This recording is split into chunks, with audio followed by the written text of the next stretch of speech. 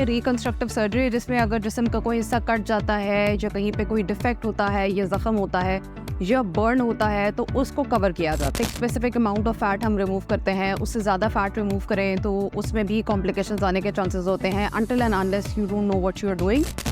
लेकिन अभी जो इम्प्लांट्स हैं they are very very safe and they do not increase the chance of breast cancer as far as the studies जो कि अब तक अवेलेबल हैं दे आर कंसर्न्ड।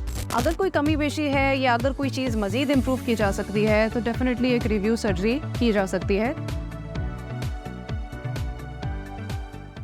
अस्सलाम वालेकुम, हेल्थ कास्ट पॉडकास्ट एक नई एपिसोड के साथ एक मरतबा फिर हाजिर हैं। आज हम बात करने जा रहे हैं इंतहाई अहम टॉपिक के ऊपर जो है प्लास्टिक सर्जरी। और इस पर बात करने के लिए हमारे साथ आज एक नामवर डॉक्टर मौजूद हैं। डॉक्टर साहिबा का इंट्रोडक्शन उन्हीं से जानते हैं, तो चलिए चलकर बात करते हैं प्लास्टिक सर्जरी के ऊपर। अस्सलाम वालेकुम मैडम। अस्सलाम वालेकुम, क्या हाल है आपका? ठीक है, अल्हम्दुलिल्लाह मैं ठीक ठाक, आप कैसी हैं? और नाजरीन के लिए अपना इंट्रोडक्शन प्लीज़ करवा दें। मैं बिल्कुल ठीक। मेरा नाम डॉक्टर हिरा अलवी है। मैं किंग एडवर्ड मेडिकल यूनिवर्सिटी की ग्रेजुएट हूँ और इस वक्त मैं एक प्रैक्टिसिंग प्लास्टिक सर्जन हूँ और लाहौर में प्रैक्टिस करती हूँ। सही।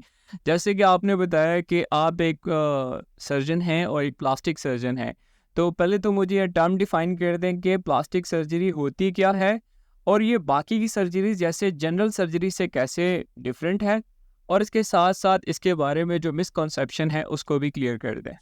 प्लास्टिक सर्जरी एक ऐसी फील्ड है जिसके अंदर दो स्पेशलिटीज़ आती हैं। एक होती है कॉस्मेटिक सर्जरी जिसमें चेहरे में या जिस्म में किसी भी हिस्से को खूबसूरत बनाया जाता है या उसको एनहांस किया जाता है, और एक होती है रिकंस्ट्रक्टिव सर्जरी जिसमें अगर जिस्म का कोई हिस्सा कट जाता है या कहीं पे कोई डिफेक्ट होता है या ज़ख़म होता है या बर्न होता है तो उसको कवर किया जाता है।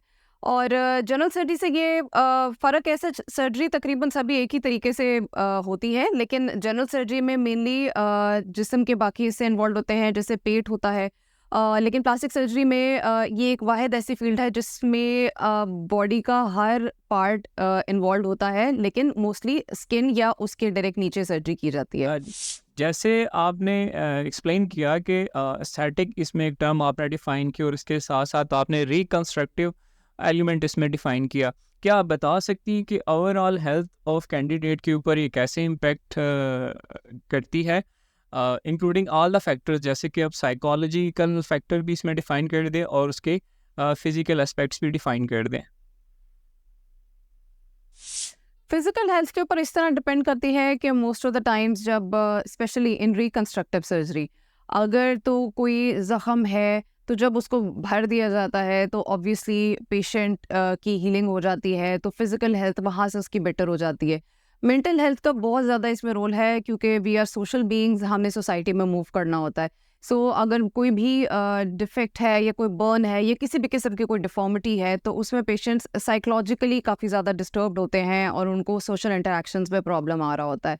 तो once the defect is covered तो वो काफ़ी हद तक अपने आप को सोशली एक्सेप्टेबल भी समझते हैं और उनके लिए सोसाइटी में मूव करना आसान होता है। जहाँ तक कॉस्मेटिक सर्जरी की बात है तो कॉस्मेटिक सर्जरी में भी बिकॉज़ हम सब बहुत अच्छा लगना चाहते हैं, तो अगर कुछ एनहांसमेंट हो जाए या जो भी कॉस्मेटिक सर्जरी के साथ हम करते हैं, अगर वो थोड़ी बहुत पेशेंट की सेटिस्फेक्शन हो जाए तो वो भी कॉन्फिडेंस को डेफिनेटली बूस्ट करता है। जैसे कि आपने ये फिज़िकल एस्पेक्ट और साइकोलॉजिकल फैक्टर आपने डिफ़ाइन किया, क्या आप बता सकती हैं कि जिस तरह हमारे पास ऑनलाइन रिसोर्सेज के ऊपर जो कंटेंट पड़ा हुआ है उसके अकॉर्डिंग ये बहुत ही एक रिस्की टाइप ऑफ सर्जरी जो है ये काउंट की जाती है, तो आप इसका सक्सेस रेट डिफ़ाइन कर सकती हैं? सक्सेस रेट हर सर्जरी का फ़र्क होता है एंड सक्सेस रेट का मतलब सिर्फ ये नहीं है कि सर्जरी सक्सेसफुल हो गई तो मतलब इतने परसेंट सक्सेसफुल हो गई। अब ये डिपेंड करता है कि हर सर्जरी में क्या क्या एक्सपेक्टेशंस हैं एंड क्या क्या रिजल्ट्स हम उसके साथ अचीव कर सकते हैं। सो एक स्पेसिफिक फिगर देना इज़ वेरी डिफ़िकल्ट कि इसका सक्सेस रेट ये है। जहाँ तक रिस्क की बात है, हर सर्जरी के अंदर डेफिनेटली रिस्क है। Whenever you are going under the knife, whenever you are getting anaesthesia, तो सर्टेन रिस्क होते ही हैं, लेकिन under safe hands, under safe plastic surgeon के साथ जब आप करते हैं तो रिस्क काफ़ी हद तक मिनिमाइज हो जाते हैं, बट डेफिनेटली हर सर्जरी के अंदर थोड़ा बहुत रिस्क फिर भी रहता है। सही। और अगर हम बात करें टाइप्स ऑफ सर्जरीज़ में जो जिन जिन अज़ा के साथ आपका इंटरेक्शन होता है। मैं बात करने जा रहा हूँ ऑगमेंटेशन की। टाइप्स ऑफ ऑगमेंटेशंस को डिफ़ाइन कर दें कि फ़ीमेल में जो ऑगमेंटेशन की टाइप्स होती हैं वो कौन कौन सी होती हैं, मेल्स में कौन कौन सी होती है, इसके एडवांटेजेस हैं, डिसएडवांटेजेस हैं, सेफ़ है, अनसेफ़ है, अगर रिस्क इन्वॉल्व है वो किस हद तक रिस्क इन्वॉल्व है, इसके बारे में प्लीज़ बता दें। ऑगमेंटेशन बेसिकली एक ऐसी टर्म है जिसमें किसी भी चीज़ के साइज़ को एनहांस किया जाता है। सो ये बड़ी ब्रॉड सी टर्म है, इसमें एज सच इसको डिफाइन करना थोड़ा सा मुश्किल है, लेकिन ऑगमेंटेशन में इन वेमेन सबसे ज़्यादा commonly done is breast augmentation, बटक augmentation, या फेस के अंदर अब उसको ऑगमेंटेशन तो एज सच नहीं कहते हैं, लेकिन कोई फिलर्स हो गए या फैट ट्रांसफर्स हो गई, किसी भी चीज़ को ऑगमेंट किया जा सकता है। मेल में भी अगेन इसी तरह से किया जाता है, उनमें भी बटक ऑगमेंटेशंस हैं, उनके अंदर भी फेशियल ऑगमेंटेशंस हैं। So it's a very broad term, लेकिन या ये टाइप की सर्जरीज होती हैं उसमें। तो ये सेफ़ है या इसमें टाइप ऑफ रिस्क जो है वो इस हद तक इन्वॉल्व है? क्योंकि जो हमने डॉक्यूमेंट्रीज़ वगैरह आज तक देखी हैं, अल जज़ीरा की जो एक पब्लिश हुई है, उस पे हमने देखा है कि यूएसए के बहुत सारे ऐसे एस्थेटिक आपके क्लिनिक्स है जहाँ पर ये प्रैक्टिसेस हो रही हैं, और वहाँ पर जो डेथ रेशो है वो नॉर्मल से काफ़ी हद तक ज़्यादा है बाकी सर्जरीज़ के कंपैरेटिवली देखा जाए। तो आप इसको कैसे देखती हैं? वेल एक्चुअली किस स्पेसिफिक सर्जरी के बारे में आप पूछना चाह रहे हैं? बिकॉज जो ऑगमेंटेशंस हैं if they are done by plastic surgeon तो काफ़ी सेफ होती हैं, इसके अंदर कोई ऐसा खुदा ना खास्ता डेथ रेट कोई बाकी सर्जरी से ज़्यादा नहीं होता है। Again I as I told you कि रिस्क हमेशा होता है whenever you go through surgery, तो लेकिन इसमें कोई ऐसी चीज़ नहीं है। I think it's little bit of exaggeration के अगर ऐसा लिखा है कि इसके अंदर डेथ रेट ज़्यादा है, तो actually it's not, it's a very commonly done procedure. मैं बात कर रहा हूँ लाइपो बेस्ड जो आपकी हो रही हैं, लाइपोसक्शन बेस्ड जो हो रही हैं, उसमें किस हद तक का रिस्क इन्वॉल्व होता है? क्या इतना है कि आप इसको एक डेंजर मतलब एक खतरनाक हद तक आप कह सकती हैं कि ये एक सेहत के लिए नागुज़ीर हो जाता, इस तरह कुछ है? Well it depends, liposuction definitely इसको बहुत ज़्यादा कंट्रोल तरीके से करना होता है, एक एक्सपर्ट प्लास्टिक सर्जन के थ्रू कराना होता है। उसके अंदर इम्पॉर्टेंट ये होता है कि आपका प्रॉपर स्टरलाइज्ड एनवायरनमेंट होना चाहिए है। अगर आप अनस्टराइल जगह पे कर रहे हैं या if you do not know कि किस तरीके से सर्जरी की जाती है, उसके अंदर डेफिनेटली रिस्क होते हैं। लेकिन it then again it depends कि कर कौन रहा है। And on the other hand एक स्पेसिफिक अमाउंट ऑफ फैट हम रिमूव करते हैं, उससे ज़्यादा फैट रिमूव करें तो उसमें भी कॉम्प्लिकेशंस आने के चांसेस होते हैं, until and unless you don't know what you are doing, which most of the plastic surgeons do. So जो आप बात कर रहे हैं कि कुछ क्लिनिक्स में इस तरह से होता है, तो आई रियली डाउट कि those are being done by plastic surgeons, because हम ट्रेंड होते हैं कि हमने किस तरीके से करना है। So we are doing liposuctions every day and it's complications are not more than any other procedure. सही। अगर हम बात करें यहाँ पर दो टर्म्स की बात करेंगे, इम्प्लांट्स की और फैट ग्राफ्टिंग की, तो आप क्या कहती हैं कि कौन सा ज़्यादा सेफ़ है, कौन सा ज़्यादा सूटेबल है, ड्यूरेबल है, और कॉस्ट की अगर बात करें तो कंपैरेटिवली कौन सी जो है आप रेकमेंड करती हैं, या केस टू केस वेरी करता है, इम्प्लांट और fat grafting? Okay, both of them are ways to augment the breast, दोनों को यूज़ किया जा सकता है, दोनों के कैंडिडेट्स फ़र्क होते हैं एंड दोनों के लिए डिफरेंट क्राइटेरियाज होते हैं। For example with fat grafting multiple sessions चाहिए हो सकते हैं, समटाइम्स एक सेशन में भी कुछ एनहांसमेंट आ जाती है, लेकिन समटाइम्स नेक्स्ट सेशंस करने पड़ते हैं। जो इम्प्लांट्स होते हैं it's a one time surgery, एक दफ़ा हो गई उसके बाद दोबारा उसको करने की ज़रूरत नहीं होती है। बट देन अगेन अगर किसी पेशेंट के अंदर फैट नहीं है, फॉर एग्जांपल कोई थिन लीन पेशेंट है, तो उसके अंदर तो ये ऑप्शन हो नहीं सकता है। हाउएवर अगर एक पेशेंट है जो कि जिनकी बॉडी में फैट है and they just want a very natural enhancement, कोई बहुत ज़्यादा एनहांस नहीं करना चाह रहे हैं वो, तो fat transfer is an option. लेकिन अगर किसी को बहुत ज़्यादा एनहांसमेंट चाहिए है तो फैट ग्राफ्टिंग से मोस्ट ऑफ द टाइम्स वो इतनी नहीं मिलती है। सो उसमें breast augmentation with implant favoured होती है। But it's a very huge topic which is very difficult to discuss here, लेकिन दोनों के फ़र्क होते हैं। एंड जहाँ तक सर्जिकल कॉस्ट की बात है, so obviously implant has its own cost, और जो उसकी सर्जरी है उसकी अलग कॉस्ट है।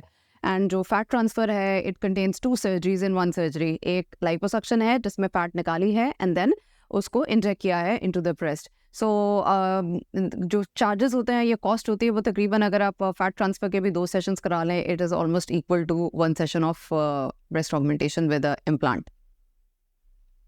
बट अगेन जो कॉस्ट है it varies from clinic to clinic, from surgeon to surgeon. and from setup to setup. अच्छा, आपने जहाँ पे कॉस्ट की बात की, तो क्या आप ये डिफाइन कर सकती हैं कि जो आपकी लाइक वेस्टर्न में जो इसके चार्जेस हैं, जो इसके कॉस्ट है, वो इसकी 10 टाइम पाकिस्तान के जो एशियन कंट्रीज़ हैं उसके 10 टाइम उससे ज़्यादा है, तो ये डिफरेंस क्यों आता है? इतना बड़ा कॉस्ट का जो डिफरेंस है वो किस वजह से आता है? Well, it depends. Different countries के different criterias हैं and different उनके legal वो है, तो I cannot really comment कि किस country में ऐसा क्यों है. But पाकिस्तान में comparatively yes, it's a little bit cheaper as compared to Western countries. एक क्वेश्चन है यहाँ पर कि अगर प्रेगनेंटली आफ्टर द प्रेगनेंसी जो कैंडिडेट होते हैं वो फेट ज़्यादा गेन कर लेते हैं, लाइक वो बल्की बॉडी हो जाती है, उसको उस बल्क को रिड्यूस करने के लिए अगर आप सर्जरी को बात करें, सर्जरी पे अगर बात करें, तो क्या ये प्रेफरेबल होता है कि अगर कैंडिडेट सेटिस्फाइड नहीं है अपनी एक्सरसाइज से, योगा से, डाइट से, तो क्या ये सर्जरीज की तरफ जाना चाहिए? डेफिनेटली सर्जरी का रोल है. प्लास्टिक सर्जरी वेट लॉस के लिए ऐसा नहीं है, उसके लिए डाइट, एक्सरसाइज, ये सारी चीज़ें हैं. एंड समटाइम्स अगर बहुत ज़्यादा वेट गेन है तो sometimes bariatric surgery is an option. Again it varies from patient to patient. जहाँ तक प्लास्टिक सर्जरी की बात है, लूज स्किन एक्स्ट्रा है उसको रिमूव करती है, कुछ थोड़ी बहुत एक्स्ट्रा फैट है स्कल्पटिंग के लिए, कॉन्टूरिंग के लिए, उसको करती है. सो लाइपोसक्शंस एंड स्किन रिमूवल सर्जरीज होती हैं जिनसे डेफिनेटली पेशेंट की सेल्फ इस्टीम को बूस्ट किया जा सकता है एंड प्लास्टिक सर्जरी का उसमें रोल है. But after losing the weight and coming close to your ideal body weight, तो फिर उसमें प्लास्टिक सर्जरी ज़्यादा अच्छे बेनिफिट्स देती है. डॉक्टर साहिबा, हम मिथ्स पे बात करेंगे, तो हमारे पास कुछ मिथ्स हैं, हम चाहेंगे कि आप इसको जो हैं एक्सप्लेन करिए, मिथ है या ये रियल में जो है ये एक फैक्ट है. पहला मिथ है हमारे पास कि जो आपकी ऑगमेंटेशन करवाती हैं ब्रेस्ट की, तो फीमेल्स में ब्रेस्ट फीडिंग का जो है वो इशू रहता है, क्या ये दुरुस्त है, ये एक मिथ है? Actually whenever we go for breast augmentation, patient को काउंसिल ज़रूर किया जाता है कि she can have some difficulty in breast feeding in future, लेकिन most of the patients are able to breast feed without any problems. लेकिन थोड़ा बहुत ऑब्वियसली सर्जरी की है तो कुछ ना कुछ डिफरेंस आ सकता है, but most of the times ये ब्रेस्ट फीड कराने में ऐसा प्रॉब्लम नहीं आता है. सही. नेक्स्ट मिथ है हमारे पास, जो सर्जरीज हैं, प्लास्टिक सर्जरीज हैं, ये रिलेट करती हैं आपकी रिच कम्युनिटी से, जिसे एलीट क्लास कहा जाता है, कॉस्टली ट्रीटमेंट है, क्या ये मिथ है या ये दुरुस्त है? It is a little bit more expensive as compare to other surgery, specially जो कॉस्मेटिक सर्जरीज होती हैं, बट इसका एलीट से ऐसा इतना अब ताल्लुक नहीं है. अब जितनी अवेयरनेस आ गई है एंड जितना कुछ लोगों को अब पता है, तो they are ready to invest in their appearance. And अभी मिडिल क्लास भी करवाते हैं, लोअर मिडिल क्लास भी कराते हैं. Definitely everybody has some resources. Definitely थोड़ी बहुत है सर्जरी एक्सपेंसिव, लेकिन people are able to afford it even though after saving या जैसे भी है. बट अगर आपको कोई प्रोसीजर बहुत ज़्यादा चाहिए है तो there are people from every class that are coming to us for surgeries. सही. अच्छा डॉक्टर साहब, ये बताएं कि ये कहा जाता है कि आपकी जो प्लास्टिक सर्जरी होती है ये वजह बनती है बहुत सारे फिज़िकल इश्यूज़ की, जैसे कि आपका बॉडी डिस्कम्फर्ट और इस तरह के बहुत सारे यहाँ पर एक लिस्ट की गई है, और साथ में ये कहा जाता है कि ये अननेचुरल प्रोसीजर है, तो इसका जो रिज़ल्ट होता है वो ऐसा ड्यूरेबल नहीं होता, ये टेम्परेरी बेस्ड रिज़ल्ट होते हैं. इस बारे में आप क्या कहना चाहती हैं, मिथ है ये हकीकत है? तो एक्चुअली इट्स नॉट अननेचुरल. अब जो रिसेंट प्लास्टिक सर्जरी एडवांसेस हैं उसके अंदर best plastic surgery is the one जिसमें कोई बता ना सके कि प्लास्टिक सर्जरी हुई है. So it's very natural. It just gives you an enhancement जिसमें लोगों को लगता है कि आप फ्रेश लग रहे हैं या आप यूथफुल लग रहे हैं, but they can not actually tell कि प्लास्टिक सर्जरी हुई है. और जहाँ तक फिजिकल इश्यूज की बात है तो I do not think, I don't know आप किस रेफरेंस से पूछ रहे हैं, but every plastic surgery leading to physical issues, that is actually not true. Like इसमें आप ये कहना चाह रही कि इसमें रिस्क का जो फैक्टर है वो ऐसा जिस तरह इन्वॉल्व नहीं है? रिस्क हर सर्जरी में होता है, जब भी कोई सर्जरी होती है रिस्क हमेशा होते हैं, लेकिन व्हेन डन सेफली तो इसके अंदर रिस्क बहुत कम होते हैं, बट डेफिनेटली इन्वॉल्व होते हैं. सही. अच्छा, अगर हम बात करें प्लास्टिक सर्जरी की रिकवरी की, तो कहा यह जाता है कि बहुत पेनफुल है, एक लॉन्ग जिसे कहते हैं कि ट्रीटमेंट प्लान्स इसमें बनते हैं, और इसके अलावा ये कहा जाता है कि काफ़ी कॉस्टली होता है, जो इसकी रिकवरी कॉस्ट होती है, इस बारे में आप क्या कहना चाहते हैं? प्लास्टिक सर्जरी की रिकवरी डिपेंड करता है कि प्रोसीजर क्या हुआ है। कुछ सर्जरीज की रिकवरी विद इन 1 वीक हो जाती है, कुछ की 2 वीक्स में हो जाती है। फाइनल रिजल्ट्स आते आते आप कह सकते हैं कि 3 months, 6 months, sometimes even after a year आ सकता है। लेकिन वो जो पेनफुल टाइम होता है वो इनिशियल 4-5 डेज होते हैं मोस्ट ऑफ द टाइम्स, और उसके बाद रिकवरी काफ़ी स्मूथ होती है। अच्छा, मुझे ये बता दें कि जो आपका प्लास्टिक सर्जरी का प्रोसीजर्स हैं, ये इसके रिजल्ट्स होते हैं, क्या ये इंस्टेंट होते हैं या ये टाइम लेते हैं? इसके रिजल्ट्स जो हैं, अगर बात करें रिजल्ट्स। कुछ रिजल्ट्स तो आपको इंस्टेंटली नज़र आ जाते हैं, लेकिन जब सर्जरी हुई होती है तो स्वेलिंग होती है, कभी कभी ब्रूजिंग होती है, तो उसको सेटल होते होते एंड फाइनल रिजल्ट्स नज़र आते आते वही जो मैंने आपको पहले बताया कि 6 मंथ्स टू अ ईयर लग सकता है, लेकिन इमीडिएटली आफ्टर सर्जरी भी रिजल्ट्स नज़र आने लग जाते हैं, but Aahista Aahista they keep improving. सही। और अगर आपके इससे कोई मुतमईन ना हो, आप कोई कैंडिडेट है प्लास्टिक सर्जरी करवाता है और उससे वो मुतमईन ना हो, जो उसके रिजल्ट्स हैं, उसने मतलब वो तो आजकल यही होता है ना कि वो कैट आइज बना दें, ये कर दें, वो कर दें, तो अगर कोई ये रिवर्सिबल है, इसके जो भी ट्रीटमेंट आप डॉक्टर्स वगैरह करते हैं, या इरिवर्सिबल हैं, इस बारे में बता दें। मोस्ट ऑफ द टाइम जब एक दफ़ा टिश्यू कट हो जाता है तो वो इरिवर्सिबल ही होता है। सो ये कैट आइज, ये इस किस्म की जो आप ये कह लें कि जो फैंसी सर्जरीज हैं या ट्रेंडी सर्जरीज हैं, एक्चुअली नॉट रियली फैंसी, यानी ट्रेंड आया एंड देन वो ख़त्म हो गया। I really don't promote the surgeries, ना मैं ये करती हूँ, लेकिन ये है कि कोई भी plastic surgery once it is done तो उसके इफ़ेक्ट्स रिवर्सिबल तो नहीं होते हैं। Once it's done it's done. और अगर हम बात करें इम्प्लांट्स की, तो कहा यह जाता है कि आफ्टर एवरी 10 ईयर्स आपको जो इम्प्लांट्स होते हैं वो रिप्लेस करने होते हैं। Is that true? या that's true, actually every 10 years definitely दोबारा से अपने प्लास्टिक सर्जन से विजिट करना चाहिए है एंड इम्प्लांट्स को रिप्लेस करा लेना चाहिए। उसका वजह ये होती है कि implants have been present for the past 10 years, तो उसके अंदर कोई चेंजेस तो नहीं आ गए, कोई प्रॉब्लम्स तो नहीं है, एंड ऑब्वियसली विद एजिंग जो साइज़ है पेशेंट का वो भी चेंज हो जाता है। तो समटाइम्स उस साइज़ को इंक्रीज़ करने के लिए भी यूज़ किया जाता है, एंड समटाइम्स सिर्फ ये देखने के लिए भी कि इम्प्लांट ठीक है या नहीं है। सो जो भी इम्प्लांट की कंपनीज़ हैं वो अभी तक यही रिकमेंड करती हैं कि every 10 years this should be replaced. सही है। और एक मिथ हमारे पास ये भी है कि ये रिलेट करता है आपकी इम्यूनिटी से, यानी यंग्स में इसकी इम्यूनिटी जो होती है या रिकवरी रेट होता है वो काफ़ी अच्छा होता है, तो प्रेफरेबल होता है यंग्स के लिए। जो कैंडिडेट सूटेबल नहीं होता, आइडियल कैंडिडेट की बात करें तो उसमें ओल्ड एज के इसमें कैंडिडेट्स को सूटेबल नहीं कंसिडर किया जाता प्लास्टिक सर्जरी के लिए। Is that true? No, plastic surgery is not related to age anymore. As long as the patient is fit and healthy and have realistic expectations, and by health I mean physical as well as mental health, तो उनमें surgery definitely की जा सकती है। सही। और अगर ये कहा जाए कि इसके साथ जो बाकी की डिज़ीज़ है वो भी, जिस तरह अगर हम बात करें इम्प्लांट्स की, तो क्या ब्रेस्ट कैंसर की वजह बन सकती है इम्प्लांट्स प्लास्टिक सर्जरी में? जो इम्प्लांट्स आजकल आ रहे हैं दे आर वेरी सेफ, लेकिन जो इम्प्लांट्स कुछ अरसे पहले कुछ इम्प्लांट्स थे जिसके अंदर कुछ केसेस रिपोर्ट किए गए थे ऑफ ब्रेस्ट कैंसर, लेकिन अब वो डिसकंटिन्यू हो गए हुए हैं। Those used to be textured implants, उसमें भी बहुत कम रेयर केसेस थे जिसके अंदर ब्रेस्ट कैंसर की चांस था। लेकिन अभी जो इम्प्लांट्स हैं they are very very safe and they do not increase the chance of breast cancer as far as the studies जो कि अब तक अवेलेबल हैं दे आर कंसर्न्ड। अगर हम इसी में बात करें मेल कैंडिडेट्स की, तो गायनीकोमेस्टिया में जो पेशेंट आपके पास मेल्स आते हैं, क्या ये फैक्टर देखा जाता है कि वो एक कैंडिडेट जो है वो जिम वाले कैंडिडेट जिनकी बॉडी का जो मास होता है वो थोड़ा सा उनका टाइट होता है, उनके लिए आपकी सर्जरीज परफॉर्म करना डिफ़िकल्ट होता है एज़ कम्पेयर टू जिनका ढीलापन होता है, बल्कीपन होता है, उनको आप इजीली मैनेज करते हैं सर्जरीज परफॉर्म करने के लिए, वो कैंडिडेट ज़्यादा बेटर होते हैं एज़ कम्पेयर टू जो जो जिम वगैरह के कैंडिडेट होते हैं, ऐसा कुछ है? Actually it's different.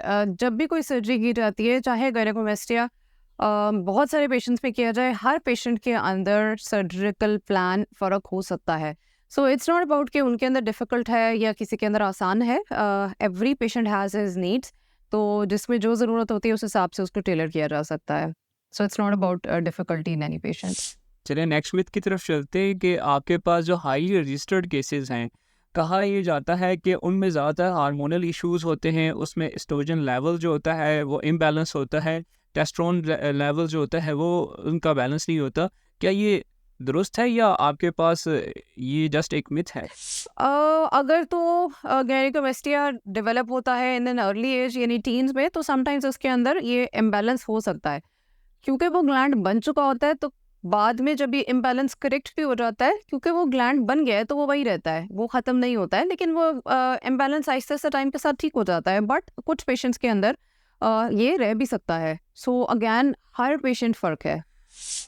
Last question है आपसे कि सर्जरी के लिए जो कैंडिडेट आपके पास आते हैं, लाजमी सी बात है कि वो अपनी अपीयरेंस देख कर आते हैं, कोई उनके ऊपर इस तरह से सोसाइटी का एक फैक्टर होता है कि वो कमेंट्स बेस पर ही आते हैं जो देखा गया। आपके पास अगर इसका क्लिनिकल जो इसका डायग्नोसिस है, जो जो इश्यूज वो लेकर आपके पास आते हैं, वो क्या कैंडिडेट इटसेल्फ आपके पास सेल कर आता है या वो डिफरेंट रिकमेंडेशन रेफरेंसेस और रेफर होके आपके पास आता है? Is that some way of referral based आते हैं आपके पास या वो डायरेक्टली आपके पास आते हैं? इट्स बोथ फेज, रेफरल से भी आते हैं और डायरेक्टली भी आते हैं। जो तो कॉस्मेटिक केसेस होते हैं वो most of the times directly आते हैं, बिकॉज दे नो कि you they have to go to a plastic surgeon. Reconstructive में sometimes they report to other surgeons, और फिर वो उनको रिकमेंड करते हैं कि आपको एक प्लास्टिक सर्जन के पास जाना चाहिए, and then they come to us. एक क्वेश्चन इसमें स्किप हो गया था। रिवीजन की अगर हम बात करें तो जो रिव्यू का ऑप्शन है, क्या वो सर्जरी के बाद पेशेंट के पास रहता है या एक दफ़ा जब होगी सो होगी? डेफिनेटली रिव्यू का ऑप्शन होता है। It depends. समटाइम्स अगर सर्जरी बहुत अच्छी भी हुई है तो पेशेंट कभी कभी सेटिस्फाइड नहीं भी हो सकता है, but then that doesn't mean कि एक नेक्स्ट सर्जरी से वो सेटिस्फाई हो जाएंगे। अगर कोई कमी पेशी है या अगर कोई चीज़ मजीद इम्प्रूव की जा सकती है तो डेफिनेटली एक रिव्यू सर्जरी की जा सकती है। There is always an option, but again इससे ये कंफर्म नहीं होता है कि पेशेंट आगे भी सेटिस्फाइड होंगे या नहीं होंगे। सही।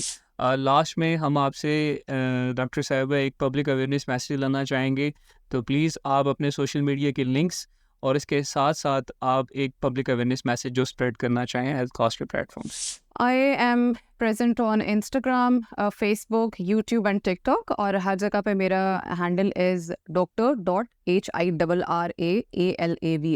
डॉक्टर हिरा अलवी। और वहाँ पे मेरी जितनी भी वीडियोस हैं वो सब plastic surgery and skin care से रिलेटेड हैं। So if you are looking into any of these तो आपको वहाँ से बहुत सारी हेल्प मिलेगी। और मैसेज मेरा ये है कि कॉस्मेटिक सर्जरी से रिलेटेड ख़ास तौर पे, कि जब तक ज़रूरत नहीं है तब तक सर्जरी ना कराएं। Just do not go for unrealistic enhancements या अननेचुरल स्टफ। अगर तो आपको वाकई में ज़रूरत है तो आपको ज़रूर करानी चाहिए है, वरना plastic surgery is permanent. So once you take the decision तो वापस उसको लेना बहुत मुश्किल होता है। And always do your research and go to the best plastic surgeon possible. अगर उसके पास दूसरा ऑप्शन एक्सरसाइज का ऑप्शन है, उसके पास डाइट का ऑप्शन है, उसके पास बाकी अगर ऑप्शन है, अगर वो सारे हरबे आजमा चुके तब वो सर्जरीज की तरफ जाए। Yeah, you can say that. It's one way to say it, but there are other ways as well. तो अगेन हर एक की फ़र्क होती है ज़रूरियात, तो उसके हिसाब से किया जा सकता है। बट यस, पहले डाइट ट्राई कर लें, एक्सरसाइज ट्राई कर लें। ये उन केसेस में है जो पेशेंट्स बॉडी कंटूरिंग के होते हैं, लेकिन बाकी ऐसी चीज़ें भी हैं। For example, if you want to change the shape of your nose and you already have a good nose, there is no point of changing it. इसी तरह से अगर कोई भी ऐसी चीज़ है जिसमें आप बहुत ज़्यादा एनहांसमेंट्स कराना चाह रहे हैं जो कि अननेचुरल लग सकते हैं, तो वो भी मैं रिकमेंड नहीं करती हूँ। So unless you need it, you shouldn't really go for it because it's a very serious thing. Thank you so thank you so much आपके वक्त का। Thank you, Jay. Thank you so much. It was really nice being here with you. Thank you so much. आज की discussion बहुत productive रही। मैं यही समझूंगा जो क्वेश्चंस हैं, जिन जिन के जो क्वेश्चंस थे वो एड्रेस हो चुके हैं। अगर आपकी मज़ीद कोई क्वेश्चन है तो कमेंट सेक्शन में आप ड्रॉप कर सकती हैं। डॉक्टर साहिबा ने अपने हैंडल यहाँ पर शेयर कर दिए हैं। आप डॉक्टर साहिबा से डायरेक्टली उनके सोशल मीडिया प्लेटफॉर्म पे उनकी वीडियो के नीचे आपके जो भी प्लास्टिक सर्जरी से रिलेटेड जो भी क्वेश्चन है, जो क्यूरीज हैं, आप वहाँ पर कर सकते हैं। जी नाज़रीन, ये थी हमारे साथ डॉक्टर हिरा अलवी। उम्मीद करते हैं आज का इंफॉर्मेटिव सेशन आपके लिए मुफीद साबित होगा। इंशाल्लाह नेक्स्ट एपिसोड के साथ फिर हाजिर होंगे। टिल देन अपना बहुत सारा ख्याल रखिएगा। Stay healthy, stay connected with health का। अल्लाह हाफिज़।